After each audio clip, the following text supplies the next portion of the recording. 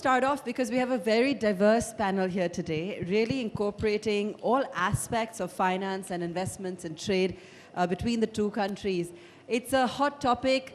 It's a very attractive market. It's a relationship that, while has been ongoing, has enormous potential to scale. What are the different aspects? Of course, we're going to be talking about fintech and digitization, but beyond that, what are the various aspects of finance that we can explore? I want to start off by really getting everyone to introduce themselves for a moment. Karan, let me begin with you. Hi, my name is Kanav Monga. I'm the managing director of Virgo Corporation. We've been associated with the India-Japan business for the last 4 decades now. One of our first businesses was in the space of telecom way back in the early 90s. Thanks. Good day, everyone. My name is Takashi Suzuki. I'm Chief Director General of Jetro, Japan External Trade Organization. We are a Japanese government organization which is promoting any business between India and Japan. Nice meeting you. Good afternoon, everyone. I'm Mayur Shah. Don't ask me why. Ended up writing my thesis in Japanese, and since then 25 years on the Indo-Japan space. I represent a Japanese venture capital fund called Beyond Next Ventures. We have $220 million asset under management, and we have been actively investing in Indian startup ecosystem and look forward to your deliberation today. Hi, good afternoon. I'm Kenta Yoshida, just call me Ken, and representing MUFG Ganesha Fund. MUFG is one of the largest Japanese banks, and we just set up a new fund here that is the 300 million investment only for India startups. Yeah, and I'm a part of sourcing team. Thank you. Hello, I'm Kurihara. I am a chief representative of JBIC's New Delhi office. Japan Bank for International Cooperation is a government-based, policy-based financial institution. We are a sister institution to JICA, but we are more commercial-based, PPP, public-private partnership-oriented institution. Thank you. Wonderful. Thank you, gentlemen. Kanav, let me start off with you, because we were talking about the various opportunities for investment and really the points of attraction for Japanese investors into India. What have been the kind of elements that they look forward to? How robust has been the environment? What have we seen so far, and why is the time so ripe now? So in the finance sector, I think India and Japan relationship, the watershed moment is yet to come. There are steps in the right direction. India and Japan now have a financial dialogue at the highest level between the two governments to talk about financial collaboration. But I think the fundamental point here to note is that the current per capita GDP in India is at about $2,300. This is going to go up to approximately $3,200 by 24-25, as is projected internationally. And I think that is when India will truly become a consumer-centric economy. And that is when Japan will truly come on board, where they will make in India for India, see the market opportunity here, and that will leapfrog Japanese really making in India for the world. So I think the next couple of years in terms of financial collaboration is really the key area for India and Japan. Kenta, would you like to come in there as well and talk a little bit about the kind of opportunities that you're seeing and what you feel the environment is looking like, why it's conducive at the moment to attract further investment? Yeah, it was just yesterday's Nikkei news saying that this second quarter, Japan's the income from abroad is surpass 50 trillion Japanese yen. And it's also saying that these 10 years, it's increasing almost 3 times. And now it's almost 10% of the Japanese total GDP is those Japanese companies abroad, the dividend or interest into Japan. So that means Japan is really depend on those Japanese business overseas, and they are always looking for the opportunity in overseas market. And of course, India is such the big country, big market, and the big business opportunity.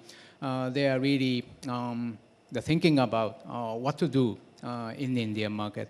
So of course, this financial service is one of the most key role to support those Japanese business activity in India. But on the other hand, I have to say that the perception from Japanese business to India business is not so much, how can I say, enough. They should know more about India, and maybe India should know more about Japan. And yeah, this event itself is 70th anniversary for two countries' friendship. And of course, we have the Maruti, Suzuki. They are, this year is 40th anniversary for their, launching the joint venture. It is one of the most successful joint venture between Japan and India, Maruti, Suzuki. But still, I have to say, those are the mindset of Japanese companies towards Indian business has to be diversified or updated.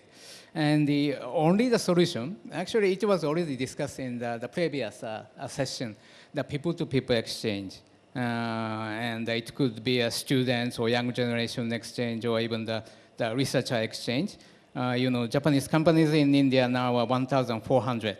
But in China, there are more than 13 to 15,000 Japanese companies in China. And Japanese nationals in US, more than 4 lakh Japanese nationals are in US. And almost 1 lakh Japanese in China. But in India, only 9,000 Japanese. I am one of them. And yeah, Indian nationals in Japan, they are now 36,000. But we have Chinese in Japan, more than 8 lakh Chinese people. And even Nepalese, almost 1 lakh. So I have to say we have such a small basis for mutual understanding and communication. So this is why Jetro is the trade and investment promotion organization. But now we diversify the focus more into the people-to-people exchange or even the core research project between two countries, institutional exchange or the corporate institution exchange. This is one thing. And of course, there are more reasons, of course, for kind of the stagnation of the business relation between two countries. I hesitate to say, but to mention a kind of protectionism of Indian trade policy, which sometimes disturb those newcomers to India. And most of the case, they are the SMEs. Because those Japanese SMEs would like to start their export business to Indian market. And after convincing themselves, they will invest in the production of factories. This is their, kind of the usual approach. But most of the case, they are facing the difficulty to export their products to India. This is one challenge. So ultimate challenge is how we can diversify Japanese business mindset. And of course, we would like to work on the Indian authorities to more the open trade for the Japanese newcomers. And that is my comment. Thank you. Wonderful. Thank you. Toshihiko, can I come to you on what you feel are going to be some of the areas specifically when it comes to finance, digitization, and other opportunities? Sure. Thank you. Thank you for this opportunity. I would like to introduce JBIC's role and functions to expedite Japanese business potentially here in India. Actually, India, through our annual survey, JBIC has already conducted the 34th annual survey for Japanese manufacturing companies very recently. And the result is very encouraging for India, that India was just promoted to the #1 targeted promising country all over the world for Japanese manufacturing companies. That would be very encouraging for us to support the Japanese business to come into this market. And then JBIC has mobilized actually 8.5 billions for India since COVID first wave. And in our financing mainly targeted to the Indians PSUs to expedite, even indirectly, for Japanese companies to work with such PSUs or Indian banks and companies. But from now on, this year, we've seen a lot of missions and research people and then business people to come to India. We are very busy, as Suzuki-san and Kanav-san, everyone is now busy to receive such missions from Japan all over India. That would be very nice to have. Then the potential areas for us to work with India is very broad, but I would name something very particular is, one is waste to energy. Japan has excellent technology to gather such urban waste or even agriculture waste to change them into the energy. And then semiconductor is very ambitious area for India now, but Japanese companies has excellent semiconductor manufacturing machinery to support the India to manufacture domestic semiconductor, which is now going on. And JBK invested NICDC, as Bharat Joshi mentioned, National Industrial Corridor Development Corporation's number one industry city, Dorera Industry City in Gujarat, has just signed MOU with Vedanta and the Foxconn's joint venturing companies to start the initiative. This is very epoch-making. And the other thing is, of course, EV battery business is another opportunity for Japanese companies to support and contribute for the less carbon community and then society in India. Finally, I would also name the hydrogen business, which India has established the national hydrogen policy. Japan has excellent technology in this hydrogen business, which we would collaborate between the two countries to boost the less carbon economy further. Thank you. Thank you. Mayur, do you want to jump in there? Yeah, I mean, the question is that why the potential is not reached. But first of all, it might be good to recollect where we stand today. In the morning, Mr. Changappa mentioned that Japan is already the third largest FDI provider to India. If you look at number 1 and 2, they are Mauritius and Singapore, which are usually a pass-through destination. And if you go back from the data, or DIPP data, from 2000 to 2020, even there you'll find Japan most probably in the top 3, mostly third only. Even some of the Singapore investment also gets diverted from Japan. So it's not that Japan is not doing. Consistently, there is a flow. Predominantly, this flow, 70% of it goes into Make in India activity. And that also explains why during COVID time, the investment was low because service industry was growing much faster. Japan is also the only country where cutting across the straight ideology, as our Honorable Minister had mentioned in the morning, Japan is the only country where you have a dedicated industrial townships, 12 of them in 8 states, starting with Gujarat to Rajasthan to all the way to Tamil Nadu, Karnataka and in between. Japan also has participated not only on the Shinkansen, on the DFC kind of project, but is also helping a lot on the skill development. So when I see in my 25 years of journey, I feel Japan is actually even not so visible on the brand level, but it's already very much integrated. Now, 2 points that comes out from what Suzuki-san said and Kurihara-san mentioned, what holds for the future. The very important Nikkei news of yesterday, which mentioned that the global income is now becoming one of the significant part for Japanese economy as well. From a macroeconomic perspective, Japan still continues to need at least 8 to 9% of foreign exchange earnings going forward for their own economic benefit, and nobody kind of disputes that India has that potential. How we achieve that is the question to be asked. And the second point Kurihara-san mentioned, and I really love the JBIC survey. It is a very exhaustive survey that is undertaken every year when they ask Japanese companies question, what do they feel about the investment environment in particular country?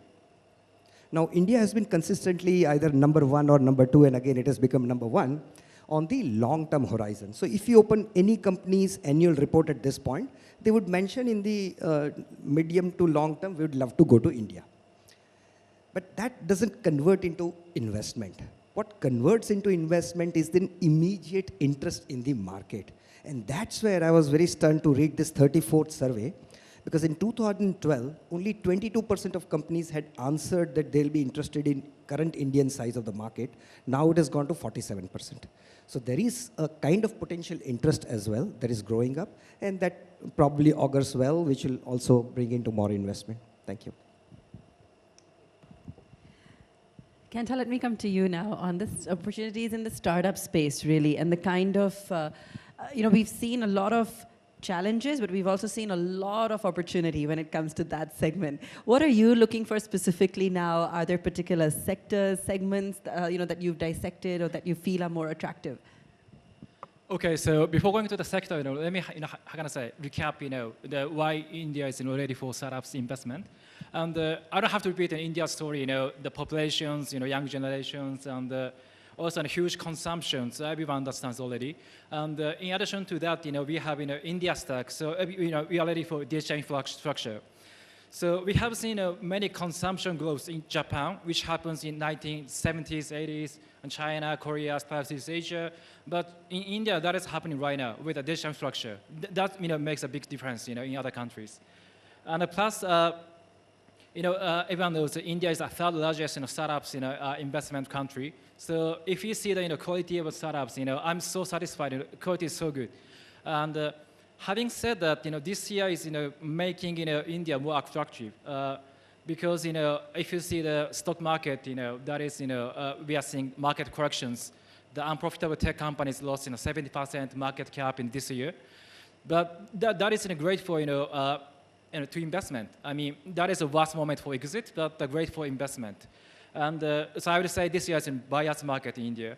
And that creates, for example, if you see a valuation, of course, we can invest in the better price, of course. And plus, the startups who can raise this year is already screened. So you don't have to check, because, if they can raise this year, that's always, make a significance, great. And plus, as we know, the FTX, we know, we have to spend more time for DD. So, DD's quality is getting better. The last year, it was just a quick DD, but this year, we can spend more time for DD, more careful DD, I would say. And plus, longer duration for fundraising. So, as we know, Japanese companies sometimes take time to make a decision, so that, we have to miss, some opportunities last year.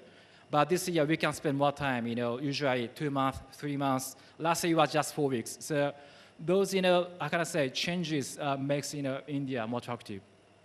And having said that, my focus is consumption. And repeating about consumption with digital infrastructure. That happens in, for example, consumer finance. We just invested Kurihara, which is the P-loan digital lender, but we are seeing many growth in the consumption. That happens unsecured loan, P-loans, auto loans, mortgage loans, many things are happening. So yeah, so that's the sector we are focusing right now. Thank you. Mayur, the market has really been changing. So what are your insights as well? Yeah, thank you very much. We are a Japan-based venture capital fund, and typical business is to invest and divest. But when we consciously looked at India, we thought beyond that, what can we do? And the hypothesis that we entered into is that typically, when you compare India and Japan, then the analogy used is software and hardware. What we thought probably we can do is, we can look at the engagement in different way. So we coined a new hypothesis saying idea into scale. Now, why do I say this? Because India is the cusp of disruptions where everyday open innovation is disrupting a lot of industries, creating newer market, and in turn creates opportunity also for the Japanese companies in India. For the problems that we have in front of us, And it is actually a very interesting time in India's history at this point, and it reminds me my days when I was writing my thesis in Japan.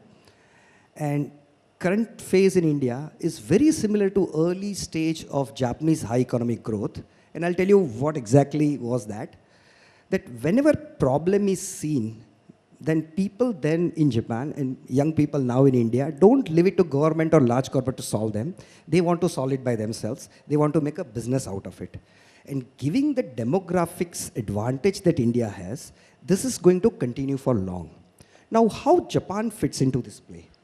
Now, we know that when it comes to manufacturing, and it's not just like producing hardware, but minute planning, which we heard in the first session in the morning as well with Toshiba, NEC, Mitsui, the Bharat deliberation. So that is something that can help Indian startup immensely, and that collaboration can actually take Indian startup to global level, or Japanese company can leverage their network to bring it that solution to even enhance their offering into India. Typically, we are focusing on 3 sectors. Climate change, we feel, is going to be a major theme going forward, which affects not only on the mobility, but also in the agriculture side of it. The health tech, introduction of UHI is going to be a game changer, and we feel from nutrition to insurance, and the young demographics and how India provides healthcare will create a newer opportunity, open innovation for investment. And the third one is the digital infrastructure. How do you reach out to the consumer? Because that is one area that Japanese companies have not been able to crack it. So if we can find innovative solutions and those startups and can leverage for some of the Japanese companies, that will be great for us. Thank you. Kanav, do you want to jump in? You had some interesting thoughts earlier as well as to how the CBDC would play into all of this. Yeah, I think India and Japan are natural partners, and financial sector is one area that they have been lacking as far as collaboration is concerned. But the one area that I feel there is tremendous potential is the central bank digital currency. The government of India, Reserve Bank of India, has already announced the digital rupee. They've already taken on board 3 private sector banks. They are moving full-blown as far as pilot scale CBDCs are concerned. Japan, on the other hand, has also announced a digital yen to be launched by 2026. They've got 3 banks on board to do that. I think if India and Japan can really collaborate, which is a new area coming up in the world. Currently, Singapore is the innovation hub as far as CBDCs are concerned. I think this is one area with the financial wherewithal that Japan presents, and the India innovation that we have. India currently is ranked 42nd on the Global Innovation Index. We were ranked as low as 80 in 2015. So we've really come a long way as far as innovation is concerned.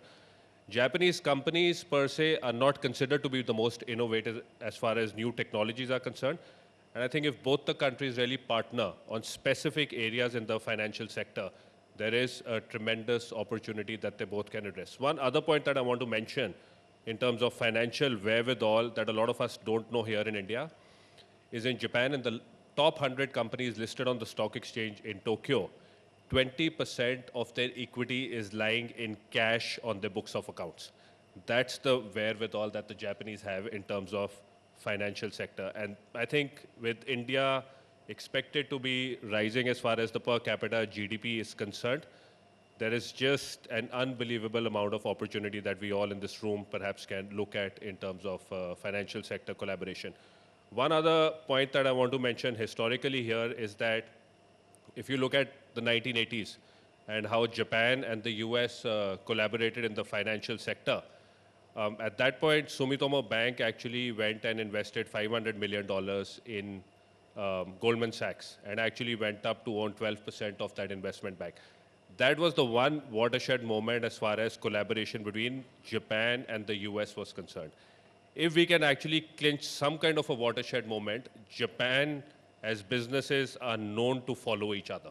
And that one moment will actually create the Maruti Suzuki opportunity that they created in the auto sector, in the financial sector going forward. Takashi, when it comes to outward FDI as well, what are your thoughts on that? Yeah, outward FDI from India to Japan. Yeah, and yeah, of course, the digitization in Japan is already mentioned, but still we need more digital transformation in our domestic industrial society. And we are super aging society, so healthcare or elderly care, any social care related service from India must be the huge opportunity. And also, the Kurihara-san mentioned about the hydrogen or renewable energies. There are, the huge company like Adani or Reliance. They are making trillions of rupees investment already. And I think those are the big names. The Japanese corporate can have the kind of the joint project, and maybe they can take them to Japan. Because recently we see some the hydrogen projects in Japan, so there must be the opportunity. And of course, the semiconductor is one of the most interesting the items for the future collaboration of the business or industry. The Vedanta, somebody already mentioned, they visited 2 weeks ago to Japan, and they made lots of discussion with those Japanese corporates, and they are really committed. And yeah, we have a good machinery company in Japan, or actually we are facing the shortage of those semiconductor talents. So I think this kind of the collaboration between India and Japan also can happen.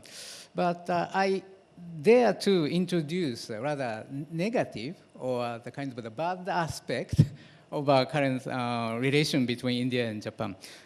Recently, my colleague in the office working on the survey on global R&D between India and other countries. And still this analysis is going on, but I'd like to introduce a tentative result in IoT fields. And we surveyed numbers and players of core research papers and core patent application. The result is 34% of the total is between India and Europe, and 28% India and China. It's a bit surprising. And 24% for India and US, 12% is for India, Korea. And guess, what about India, Japan? Only 2%. And yeah, these patents, and the interesting thing is that these patents made between India and other countries is mostly registered in Europe, US, Korea, not India. So this may mean those other countries than Japan take advantage of Indian research capability for their own domestic market or own business in their country. So I think this kind of the global trend, the Japanese company, now we should follow. And yeah, we have the mega banks, which has a huge network with those Japanese companies or SMEs. I'd like those the financial institute to work on those Japanese companies to understand how those other countries are using India for their global business. This is my comment. Thank you. Kanav, I think you have a point to add. So, Kurihara-san and Suzuki-san both mentioned about semiconductor and hydrogen as the next potential partnership between the two countries. I think the fundamental challenge here in India is that there is a dearth of private sector capital. And when we talk about projects such as the big semiconductor project announced by Vedanta, or even green hydrogen projects being created in India, the fundamental challenge here in India that we face as private sector enterprises is availability of capital. Now, if you look at hydrogen, the Japanese for certain have the technology to produce that. But in production of hydrogen, one of the most critical components is land. You need to store that green hydrogen that you've created somewhere. India can certainly offer that. But the fundamental challenge again is capital. Where is the capital to create these large-scale projects in India? And this is where I think this topic is very interesting, of financial sector collaboration, where Japan can really hold India's hand in availability of that capital for these large-scale next-generation projects. And the same thing currently, Vedanta, it's out in the news, has already made a public announcement about dearth of capital or dearth of belief in the project here in India. So this is again where if Japan can really handhold India and provide that private sector capital, the potential is tremendous between the two countries. I think the question was, outward investment as well, right? The first part. Well, I think Suzuki-san was so right, and so was Kanav-san about the deliberation. Few of the examples in the startup space, or at least unicorn space that we know. So one of the most unsung heroes of India in the unicorn, Zoho, is actually one of the big brands in Japan. You can see their advertisement everywhere. Lenskart purchased Own Days, which is one of the most sophisticated and very popular eyewear brands there. There is a gray-orange that Mitsubishi Corporation took it to Japan. But I have one personal example. One of our portfolio company, two young folks from Rajasthan, who developed a solution. It was completely they were from the Rajsamand area. The solution that they developed would help conserve water for the agriculture. The company is now based out of Okinawa and now selling to 8 countries. And in Japan, this is considered to be one of the biggest circular economy product, because they are solving the problem of raw waste, converting into 100% biodegradable material, and then they are converting the polymers out of it, which is again conserving the water.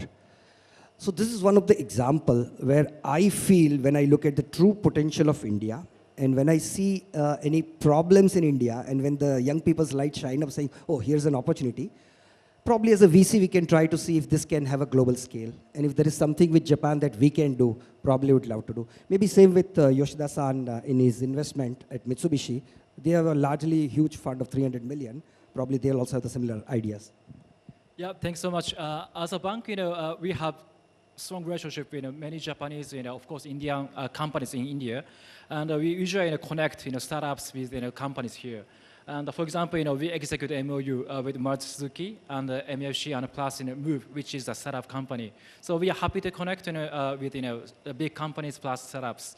And in addition to that, what I see in the market, is usually, for example, let's take fintech. When the fintech get certain level of growth, they want to go outside. Usually, they want to go to Southeast Asia or MENA, Middle East, North Africa. And as a uniqueness of MUFG, we have 4 partner banks in the region: Thailand, Indonesia, Philippines, Vietnam. So when the startups want to go outside, we can connect. Actually, we are connecting those companies. And plus, like India Stack, UPI, India is exporting the system to outside. Similarly, it's not have to be FDI. You can just export technologies, which is great, to outside India. Japan happy to accept. Plus, Southeast Asia, they are also looking for those great digital infrastructure. Yeah, thank you. Toshihiko, would you like to come in as well on the kind of challenges you perhaps see in this space? Sure. So I would like to speak a little bit from the government to government perspective. Of course, as the panelists just mentioned, most Japanese companies are prepared to seek more in India. But the opportunities and the situations vary. And then some companies already invested billions of dollars level already. But some companies are more sort of willing to start small. And as Suzuki mentioned, some India's big houses like Adani or Reliance or Tata would like to see the very ambitious project from scratch, and then sometimes request and okay, please bring your technologies and expertise, experience with your funding, equity funding, to form the joint venturing. So start big. Then some companies might have struggles to persuade the Tokyo's headquarters to start big. Then how to fill the gap is something what JBIC is discussing with Indian government.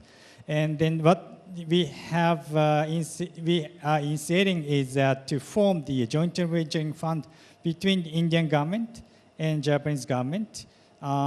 We just signed the MOU with NIIF, National Investment Infrastructure Investment Fund, under Indian government to form joint venturing fund to inject our equity financing to the very ambitious and potential projects in India to bring Japanese technologies, experiences, expertise.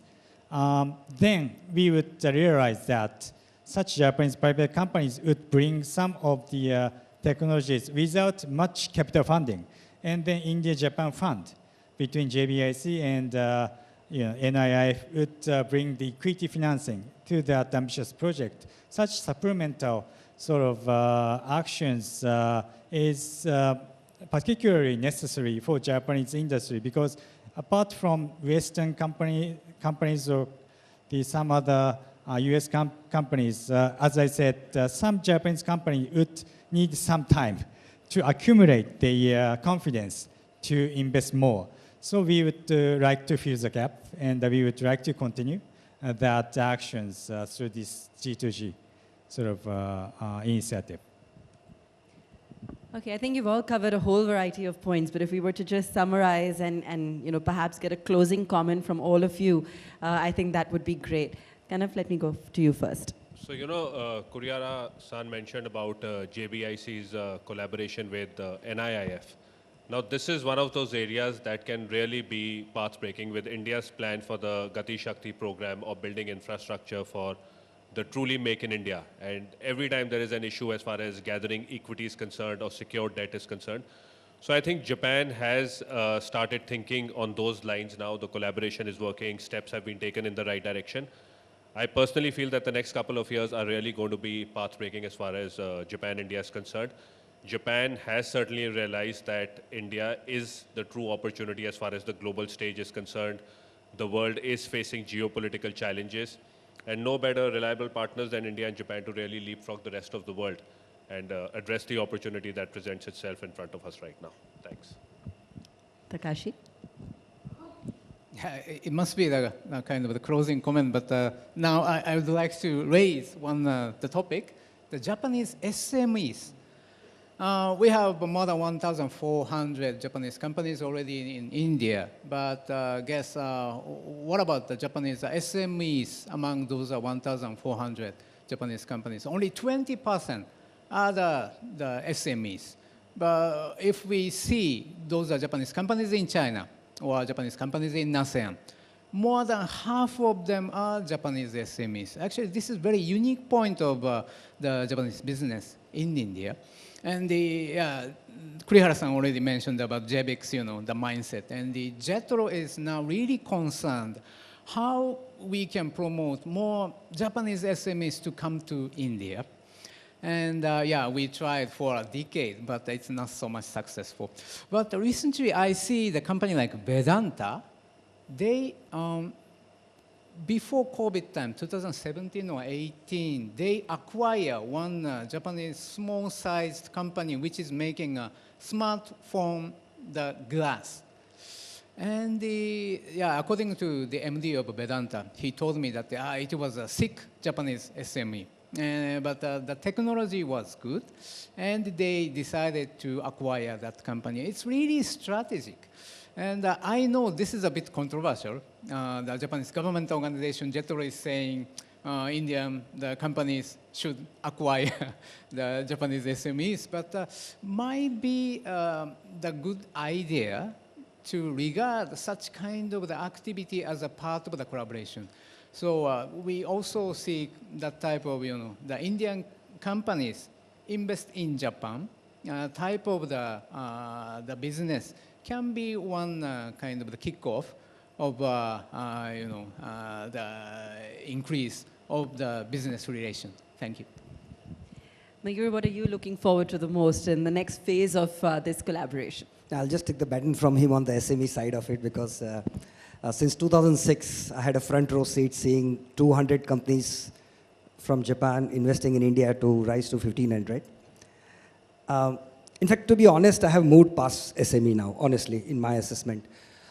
The opportunity actually now lies, and it's very interesting to know that Japan has now got a minister in charge of startups. The impetus that Japan is also putting. And then there is another aspect to Japan, as he mentioned the Vedanta experience. It's highly innovative country. even if it's a stagflation, innovation never stopped in Japan. So there are lots of companies that are sitting on piles of patents and intellectual property, which Japanese government is now making open for the startups to use. And that's where we see a great opportunity for us. Where do we see it? We have a very healthy portfolio of these deep tech companies in Japan. And I'm selectively picking few of them to make India as their base for global expansion. Especially, let's say, if in the field of semiconductor. Now, one startup company that we have in portfolio that can reduce the water requirement by 95%. It is coming with a totally new technology.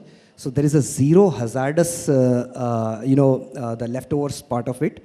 And as you see the Apples of the world, as they are expanding their footprint in India, they are also trying to reduce the carbon footprint on their way, even for the automotive industry, whereby 2050 globally and 2070 within India, they have to reduce carbon footprint completely. This kind of newer technology, spurred by this intellectual property that was created at University of Tokyo, can give a great impetus to India. So we feel that going forward, it will be interesting to even bet on the younger Japanese people who have the global ambition and try to see if they can make India as their base for global footprint. Thank you. Younger is right, especially when we're talking about all these startups and digitization. Yeah, so let me try to touch on some global perspectives, especially when I explain executives when we launched Ganesha Fund. And as MFG, we just divested the retail finance in the US, North America. We just sold Union Bank, Mitsubishi MFG Union Bank. And we just got 80 billion US dollars as a cash. And we divest from North America, and we want to invest more in Asia. So what this means? So if you see the global map, and if you highlight, the countries with, growing populations or GDP, growth, and many countries, around in the oceans. So this is just my opinion, but, maybe last decade or 2 decades was, the ages of Pan-Pacific, North America, East Asia, Japan. But this, this age, or maybe half century, if you see those countries, that is of course India, South Asia, plus Southeast Asia and Africa. Those are the regions, areas growing. So that is, across, Pan in the oceans. So I think the focus or shift is happening from the Pan-Pacific to Pan in the ocean. That is my opinions. And of course, I don't have to explain, but India can be the center for those global expansion. You can go to Southeast Asia, of course, Africa. And that is my sense. And just quickly, as for the difficulties of the Japanese companies of FDI, and usually, Japanese companies have, regional headquarters in Singapore or, global headquarters in Tokyo. But I think, they cannot, understand what is going on, what is happening in India. And usually, they have some, how can I say, misperceptions, or, maybe they visited India 10 years ago, 20 years ago. They don't know, what is happening right now. So, for example, in MFG, every month, one chief executive is visiting India. And we are showing around, this is India. Now, this is how we consume. This is how we pay. So that is quite key. As long as headquarters existing in Tokyo, Singapore, they cannot understand. So they have to come. And plus, this will be the ages of, India, Pan-Pacific, Pan-India Ocean. So even the regional headquarters should come to India. So that is my sense on the closing remarks. Thank you. Fantastic. Toshihiko, your closing comments, and also in terms of policy signals or anything else that you would like to see to make things more conducive for further investment cooperation.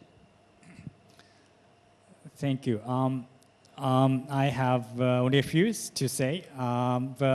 First, as Suzuki introduced, the fact India has only 9,000 residents experts only. And then we have to expedite more sort of down-to-earth discussion, interaction between Indian business people and Japanese business people. So we would appreciate for more Indian business leaders to come to Japan. Almost Japanese COVID is over, and India is already over. So as many Japanese business people are visiting to India, we would like to expedite such interactions further. So we all 5 sort of the should be the window for such discussion to start the relations between the two countries. And we've seen the many competitors from all over the world. Of course, sometimes the collaborators, but sometimes competitors from all over the world. The US and the European countries are more aggressive. They've already invested in India more. And then even in the midst of the COVID, the stock price of India had emerged from the bottom. And then it is high time for Japanese companies to catch up with this trend. And then we will welcome any contact from any Indian business people to have any small discussion to find any rooms to start our economic relations. Thank you. Thank you so much, all of you, for sharing your thoughts today, and lots of deep insights, which I'm sure we'll see taken forward as we go along and extend this partnership. Could I invite on stage Mr. Chandrasekhar Sibal, Head of Division Medical, to offer a token of appreciation to our panelists today. Yeah, of course, Mr. Sibal is from Fujifilm. Yeah, there he is. Thanks so much, and thank you. A big round of applause to our panelists, please.